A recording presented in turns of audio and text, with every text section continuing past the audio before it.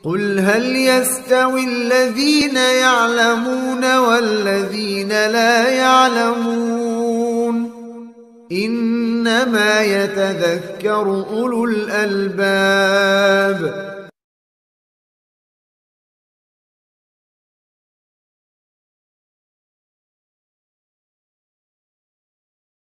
جاء في المسند للإمام أحمد وصحيح ابن حبان وغيرهما عن عبد الله بن مسعود رضي الله عنه أن النبي صلى الله عليه وسلم قال.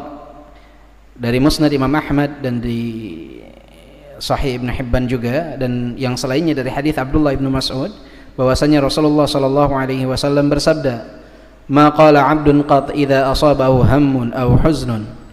Tidaklah seorang hamba tertimpa musibah, baik kegundahan atau kesedihan, kemudian dia mengatakan, Allahumma inni abduka wa banu abdika wa banu amatik. Ini ada kesalahan ya, tulisannya tadinya wabnu abdaka, keliru ya, wabnu abdika. Jadi Allahumma inni abduka wabnu abdika wabnu amatik, nasiyati biyadik, madin fiya hukmuk, adlun fiya qada'uk, as'aluka bikulli ismin huwa lak sammayta bihi nafsak aw anzaltahu fi kitabik aw 'allamtahu ahadan min khalqik aw ista'tharta bihi fi 'ilmil ghaibi 'indak an taj'ala al-Qur'ana rabi'a qalbi wa nura sadri wa jalaa'a huzni wa dhahaba hammi. Doa tersebut maknanya adalah Allahumma inni abduka wa ibnu abdika wa ibnu amatik. Ya Allah, sesungguhnya aku adalah hambamu, putra dari hambamu dan putra dari hamba wanitamu. Jadi kita ini anak bapak dan ibu kita yang dua-duanya mereka juga adalah hamba Allah subhanahu wa ta'ala. Nasiyati biyadik, ubun-ubun kami ada di tanganmu ya Allah. Madin fiya hukmuk, telah berlalu apa yang hukum yang ditetapkan kepada kami. Adlun fiyya qada'u, adil qada yang kau tetapkan atas diri kami. As'aluka bikulli ismin huwa lak, aku memohon kepadamu ya Allah dengan seluruh asmamu. Sammaita bihi nafsak, yang engkau sebutkan tentang dirimu. Aw anzaltahu fi kitabik, atau engkau turunkan di dalam kitabmu. Aw 'allamtahu ahadan min khalqik, atau engkau ajarkan kepada salah satu dari makhlukmu. Aw ista'tharta bihi fi 'ilmil ghaibi 'indak, atau yang kau simpan dalam ilmu ghaibmu ya Allah. Jadi kita memohon kepada Allah dengan seluruh asmaul husnanya Allah, baik yang Allah berikan nama atas dirinya sendiri, yang Allah tuliskan di dalam Al-Quran, yang Allah beritahukan kepada salah satu dari makhluknya, di antaranya Nabi Muhammad sallallahu alaihi wasallam, atau yang Rasulullah sallallahu alaihi wasallam, atau yang Allah subhanahu wa ta'ala simpan dalam ilmu ghaibnya, tidak diberitahukan kepada siapapun.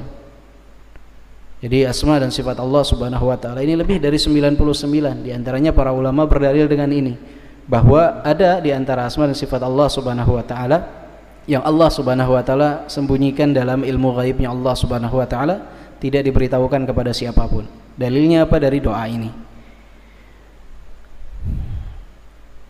An taj'ala al-Qur'ana rabi'a qalbi, kami memohon engkau jadikan Al-Qur'an sebagai penyejuk bagi hati kami. Wa nura sadri, dan cahaya bagi dada kami. Wa jalaa'a huzni, dan pengusir kesedihan kami. Wa dhahaba hammi, dan penghilang kegelisahan kami atau kekhawatiran kami. Ini siapa yang membaca doa ini? Kata Rasulullah sallallahu alaihi wasallam, illa adhaballahu azza wa jalla hammah wa abdalahu makana huznihi faraha. Siapa yang membaca doa ini, Allah subhanahu wa ta'ala akan menghilangkan kegelisahan pada dirinya, dan Allah akan menggantikan kesedihannya sebagai kebahagiaan.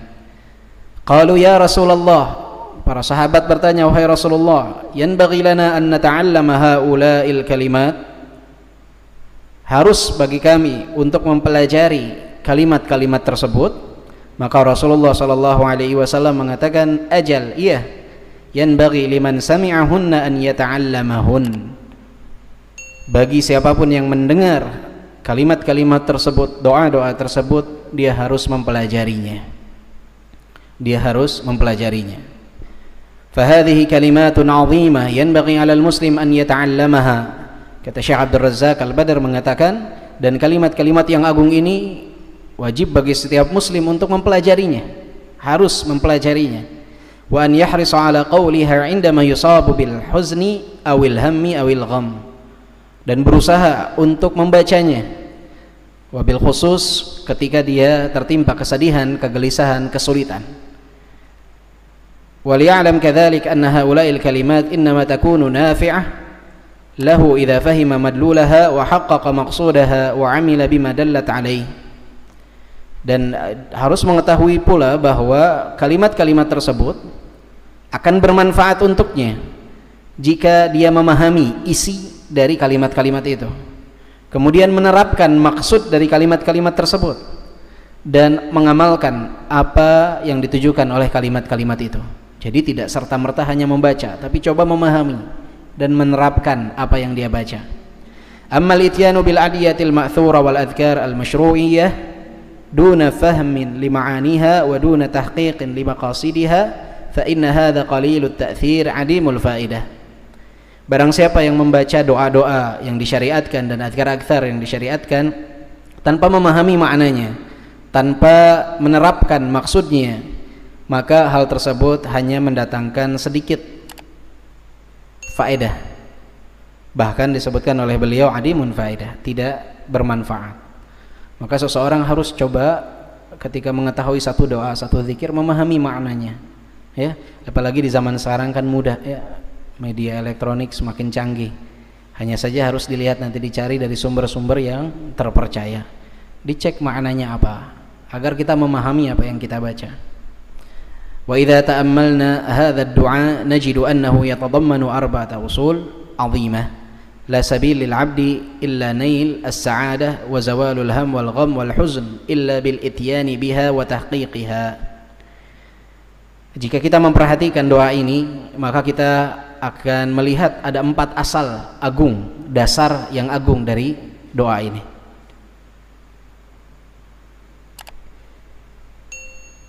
Tidak ada jalan bagi seorang hamba untuk mendapatkan kebahagiaan dan hilangnya kegelisahan, kegundahan, kesedihan, kecuali ketika mereka bisa mendatangkan 4 asal ini dan mempraktekannya. Jadi doa ini kalau kita bagi, terbagi menjadi 4 bagian, ya. Kalau kita bagi, terbagi menjadi 4 bagian. Kita akan coba bahas beberapa dasarnya, insyaallah waktunya cukup, ya. Yang asal pertama atau dasar pertama, kata beliau, fahuwa tahqiqul ibadah lillah wa tamamul inkisar baina yadayhi wal khudu'u lah wa i'tirafuhu bi annahu makhluqun lillah mamlukun lahu huwa wa aba'uhu wa ummahatuh ibtida'an min abawayhi al-qaribain wa intaha ila Adam wa Hawa. Wa lihadza qala Allahumma inni 'abduk wa ibnu 'abdik wa ibnu amatik. Yang pertama, dasar yang pertama adalah seseorang harus menerapkan dengan benar ibadah kepada Allah Subhanahu wa taala dan merendah di hadapan Allah Subhanahu wa taala, tunduk kepada Allah Subhanahu wa taala, dan menyadari bahwa dia adalah makhluk milik Allah Subhanahu wa taala. Dia bapaknya, ibunya, mulai dari ibu dan bapak kandungnya sampai terus kepada Nabi Adam dan Hawa. Jadi seorang hamba harus menyadari bahwa dia adalah hamba Allah Subhanahu wa taala. Dia milik Allah Subhanahu wa taala. Ketika dia membaca Allahumma inni 'abduk wa ibnu 'abdik wa ibnu amatik, ya Allah, aku adalah hambamu, putra dari hambamu, dan juga aku adalah putra dari hamba perempuanmu. Jadi dasar yang pertama, kata Syekh Abdul Razzaq, adalah seseorang harus tertanam di dalam dirinya bahwa dia ini adalah hamba Allah, bahwa dia adalah milik Allah Subhanahu wa taala. Falkul mamalik lillah, semuanya adalah milik Allah Subhanahu wa taala. Wa huwa khaliquhum wa rabbuhum wa sayyiduhum wa mudabbiru syu'unihim. Bahwa Allah Subhanahu wa taala adalah zat yang menciptakannya. Allah Subhanahu wa taala adalah Rabb mereka, tuannya mereka, yang mengatur segala urusan mereka. Jadi apa yang hamba dapatkan di dunia ini semua milik Allah Subhanahu wa taala, bahkan dirinya sendiri. Allah yang menciptakan kita, Allah yang mengatur segala urusan kita. Kita ini adalah hamba dan milik Allah Subhanahu wa taala.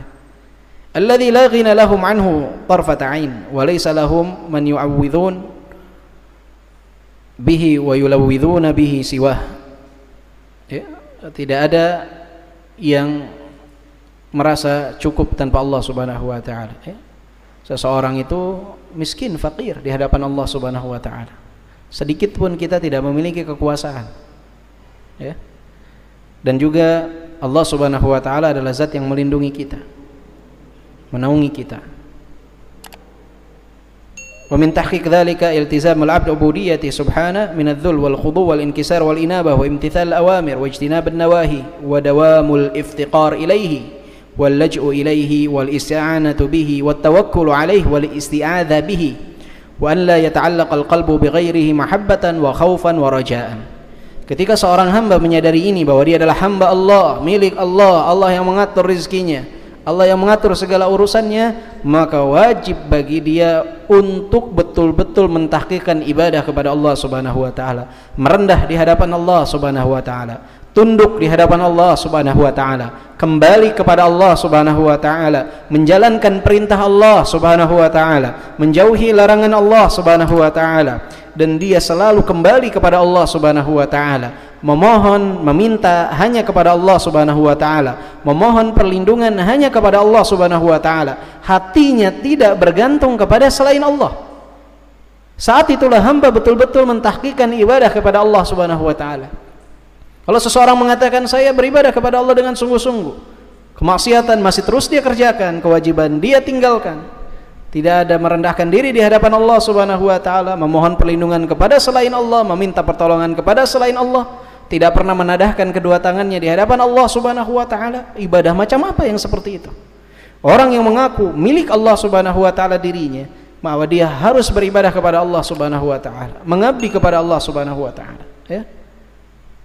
Enggak mungkin seseorang itu mengaku saya ini hamba Allah, saya dikarukan rezeki oleh Allah, saya diberikan segalanya oleh Allah Subhanahu wa taala, terus bermaksiat kepada Allah, kan aneh. Aneh. Walillahil matsalul a'la. Jika kita, untuk mendekatkan pemahaman saja, jika kita punya anak angkat misalkan, dari kecil kita berikan dia pakaian, makanan, tempat tinggal semua, kemudian nurutnya sama orang lain, kita suruh kanan, dia perginya ke kiri, pantas gak seperti itu? Enggak. Kita kepada manusia saja, kepada manusia, ketika manusia tersebut berjasa kepada diri kita, kita tidak enak kalau misalkan tidak melakukan apa yang dia perintahkan. Bagaimana dengan Allah Subhanahu wa taala? Walillahil matsalul a'la.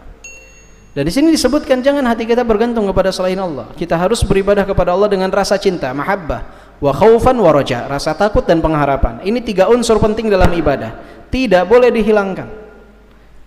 Karena banyak di zaman sekarang orang mengatakan saya beribadah kepada Allah karena rasa cinta kepada Allah, tidak takut masuk neraka Allah, tidak menginginkan surga Allah. Ini adalah penyimpangan dalam akidah, tidak boleh. Seseorang ketika beribadah kepada Allah harus mengandung 3 unsur: pengharapan, rasa cinta, dan rasa takut kepada Allah Subhanahu wa taala. Dan rasa takut kepada Allah bukan menjauhkan dia dengan Allah, beda. Rasa takut manusia kepada makhluk dengan rasa takut manusia kepada Al-Khaliq berbeda. Rasa takut manusia kepada makhluk semakin menjauhkan dia dari makhluk tersebut. Antum takut dengan singa, kalau ada singa lari, itu rasa takut makhluk kepada makhluk. Tapi rasa takut makhluk kepada Allah Subhanahu wa taala akan semakin mendekatkan dirinya kepada Allah Subhanahu wa taala. Tidak boleh ibadah itu hanya cinta saja. Karena banyak zaman sekarang orang-orang yang aku dan sombong mengatakan ana beribadah kepada Allah karena cinta, tidak takut masuk neraka, tidak ingin masuk surga, tidak mengharapkan surga. Padahal di dalam Al-Quran disebutkan bahwa para nabi memohon kepada Allah Subhanahu wa taala raghaban wa rahaba, dengan penuh pengharapan dan rasa takut. Kemudian dia katakan saya tidak takut kepada Allah dan tidak mengharapkan apapun dari Allah Subhanahu wa taala. Lebih hebat dia daripada nabi. Enggak boleh, ya. Karena sekilas indah ketika seseorang berkata ibadah kepada Allah karena rasa cinta, bukan karena rasa takut atau pengharapan. Sekilas indah, tapi pada hakikatnya ini penyimpangan dalam akidah. Orang beribadah kepada Allah harus mengandung 3 unsur: rasa cinta, rasa takut, dan pengharapan. Karena kalau tiga-tiganya akan menyimpang, ya. Para ulama mengatakan barang siapa yang beribadah kepada Allah Subhanahu wa taala hanya menekankan rasa takut saja kepada Allah Subhanahu wa taala tanpa cinta dan pengharapan, maka dia akan bersama orang-orang Khawarij, akan mudah mengkafirkan. Karena dia hanya mengedepankan rasa takut tanpa pengharapan. Dan barang siapa yang hanya mengedepankan pengharapan kepada Allah Subhanahu wa taala tanpa ada rasa takut dan rasa cinta kepada Allah Subhanahu wa taala, maka dia akan menjadi orang-orang Murji'ah dan yang semisal dengannya. Tetapi orang yang hanya mengedepankan mahabbah, rasa cinta kepada Allah tanpa ada rasa takut dan pengharapan, maka mereka akan bersama orang-orang zindiq, orang-orang yang nampak secara zahir adalah muslim tapi dalam hati mereka mengandung kekufuran. Maka harus berhati-hati.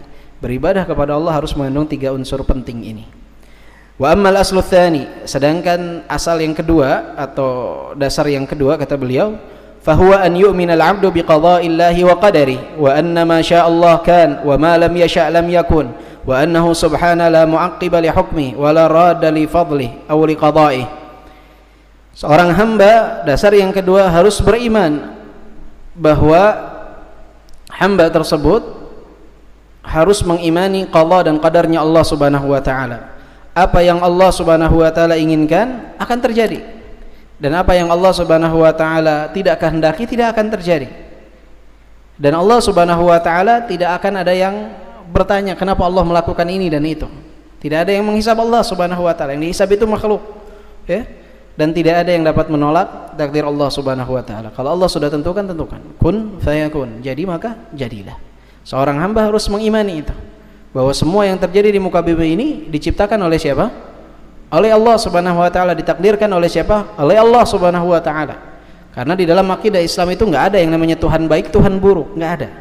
Jadi segala sesuatu yang terjadi di muka bumi ini semuanya takdir dari siapa? Dari Allah Subhanahu wa taala.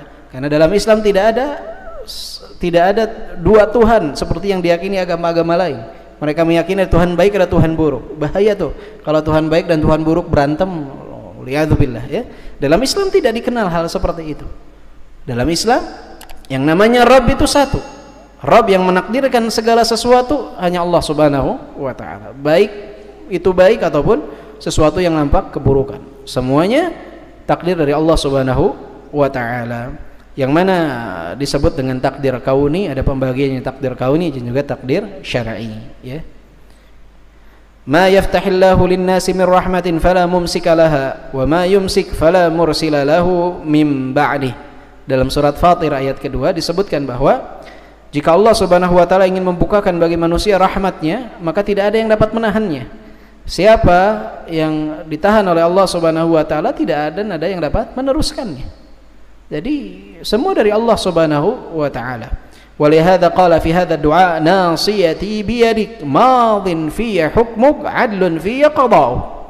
Maka sebab itu dalam doa ini ditekankan nasiyati biyadik, ubun-ubun kami ada di tanganmu ya Allah, ya, ujung kepala ubun-ubun itu ada di tanganmu ya Allah. Madin fi hukmuk, ya, telah tertuliskan apa yang menjadi hukummu untuk kami. Adlun fi qada'u, adil apa yang kau qadakan untuk kami ya Allah Subhanahu wa taala. Ini ditekankan dalam doa tersebut, sehingga seorang hamba mengimani dalam dirinya bahwa semua yang terjadi ini atas kehendak Allah Subhanahu wa taala, sehingga dia tidak ibaratnya apa, ya, tasakhat, atau banyak orang yang ketika ditakdirkan mendapatkan suatu musibah dia marah-marah, ya, mengamuk, atau bahkan kata-kata yang sering keluar, Allah nggak sayang sama saya, waliyadzubillah, ya. Ingat, semua telah ditetapkan oleh Allah dan semua insyaallah adalah yang terbaik dari Allah Subhanahu wa taala. Fanasiyatul 'abd wa hiya muqaddamatu ra'sihi biyadillah. Yang disebut nasiyah, hamba atau ubun-ubun hamba, dan ini adalah bagian depan dari kepalanya, ada di tangan Allah Subhanahu wa taala. Yatasarrafu fihi kaifa yasha wa yahkumu fihi bima yurid. Allah Subhanahu wa taala memalingkan apa yang Allah kehendaki, dan Allah Subhanahu wa taala memberikan ketetapan apa yang Allah Subhanahu wa taala inginkan. La mu'aqqiba li hukmi wa la radda li qada'i. Ya, tidak ada yang menghitung tuh kenapa Allah melakukan ini, tidak ada yang menghakimi Allah Subhanahu wa taala. Dan juga disebutkan di sini tidak ada yang dapat menolak apa yang telah Allah Subhanahu wa taala takdirkan. Fa hayatul 'abd wa mautuhu wa sa'adatu wa syaqawatu wa afiyatu wa bala'u. Semuanya, kehidupan hamba, kematian hamba, kebahagiaan hamba, kesedihan seorang hamba, kesehatannya, bala yang menimpanya, kullu dzalika ilaihi subhanahu laisa ilal 'abdi minhu syai'. Semuanya ditakdirkan oleh Allah, tidak ada yang ditakdirkan oleh manusia. Wa idza amana al-'abdu bi anna nasiyatahu wa nawasil ibad kullaha bi yadillah wahdahu yusarrifuhum kaifa syaa' lam yakhaf ba'da dzalika minhum wa lam yarjuhum wa lam yunzilhum manzilatal malikin wa lam yu'alliq amalahu wa raja'ahu bihim. Jadi ketika seorang hamba menyadari ini, maka dia tidak akan menggantungkan dirinya berharap kepada manusia, enggak, ya. Dan juga dia tidak akan menempatkan manusia seperti pemilik dari alam semesta ini. Kan banyak orang ketika dia bekerja misalkan di satu perusahaan, kemudian dia dilarang untuk melakukan apa yang menjadi kewajiban dia bagi seorang muslim. Dia takut, berharapnya kepada siapa? Pada makhluk, menganggap bahwa ini atasannya yang memberikan dia uang, memberikan dia rezeki. Sehingga ketika tidak diterapkan keimanan bahwa semuanya diatur oleh Allah Subhanahu wa taala, dia akan mudahnya memalingkan apa yang menjadi perintah Allah dan lebih taat kepada makhluk. Kenapa? Karena tidak ada keimanan di hatinya bahwa segala sesuatu kalau memang sudah ditakdirkan Allah akan terjadi. Ya? Banyak di antara manusia yang berpikir bahwa apa yang didapatnya itu karena orang lain. Dia dapat rezeki karena atasan yang beri, bukan karena Allah Subhanahu wa taala. Hal semacam ini banyak orang yang menganggap sepele tapi penting sekali, ya. Ini sesuatu yang sangat mendasar. Keyakinan bahwa segalanya Allah Subhanahu wa taala yang berikan, segalanya Allah Subhanahu wa taala yang takdirkan. Dia tidak akan berharap, tidak akan menjadikan makhluk seperti Rabb, tidak akan.